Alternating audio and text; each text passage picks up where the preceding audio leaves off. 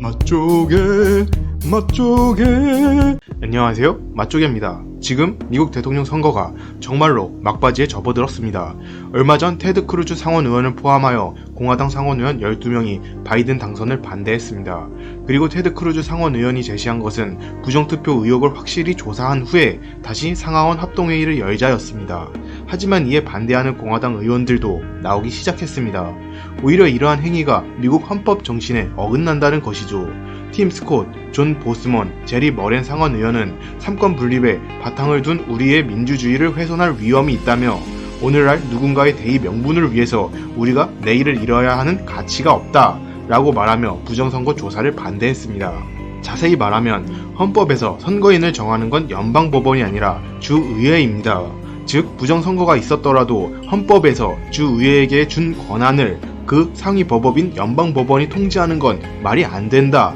부정선거가 있었던 주의 의원이 아니라 다른 지역의 의원들이 그 주의 선거에 개입하는 것이 말이 안 된다 라는 말을 한 것이죠. 어찌 보면 지금 공화당이 분열하고 있는 것으로 보입니다만 저는 이 의견이 어느 정도는 타당하다고 봅니다. 미국은 연방국가로 주가 하나의 나라라고도 생각해도 되죠. 그런데 이 나라에서 정한 일을 다른 나라가 통제하는 것은 말이 안 되는 것 맞는 말입니다. 우리나라에서 부정선거가 있었다고 중국에서 니들 선거 다시 해야 돼 라고 말하면 우리나라 사람들은 왜 중국에서? 라는 생각을 하는 건 당연할 겁니다. 물론 미국의 주가 이런 경우처럼 서로 아예 관련 없는 주는 아니지만 이런 선거 개입은 기분이 나쁠 수도 있다고 생각이 듭니다. 그리고 이런 의견과 비슷한 의견이 트럼프 변호사단에서도 나왔습니다. 바로 제나 앨리스 변호사입니다. 상원 의장인 펜스 부통령은 선거 결과를 연기하는 게 가능하다. 이번 선거는 부정선거라는 이야기가 정말 많다. 대통령은 1월 6일날 꼭 정해야 되는 건 아니다. 그러니 펜스가 상원 의장 권한으로 주의회에게 다시 정하도록 하는 건 어떨까? 라는 제안을 합니다. 주 자체에서, 즉 주의회에서 다시 정하라고 하는 게 헌법에 어긋나지 않는 행동이라고 말하고 있습니다. 서울과 워싱턴의 시차는 13시간으로 서울이 13시간 빠르죠.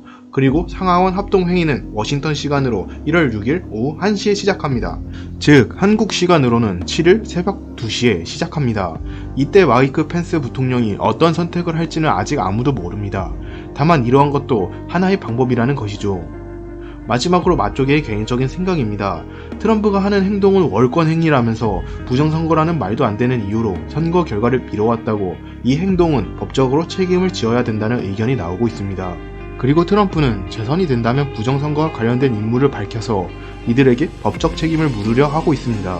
즉 바이든이든 트럼프든 누가 대통령이 되든 많은 미국의 정치인들이 감옥에 들어갈 것으로 보입니다. 미국의 정치계가 이번 대통령 선거로 새 국면을 맞는 것이겠죠. 지금 정황으로 보면 바이든이 무난하게 대통령으로 될 것 같습니다. 트럼프가 제시한 부정선거의 증거들이 CCTV 같은 확실한 증거에도 부정선거로 인정이 되지 않고 있기 때문이죠. 여기서 트럼프 측이 새롭게 제시할 거라고 말한 증거가 얼마나 파급력 있냐에 따라 결과는 달라질 거라고 생각됩니다.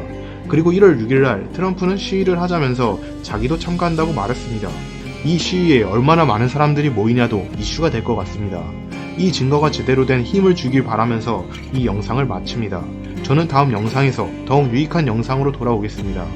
모두 건강하시고 행복하세요. 이상 맛조개였습니다.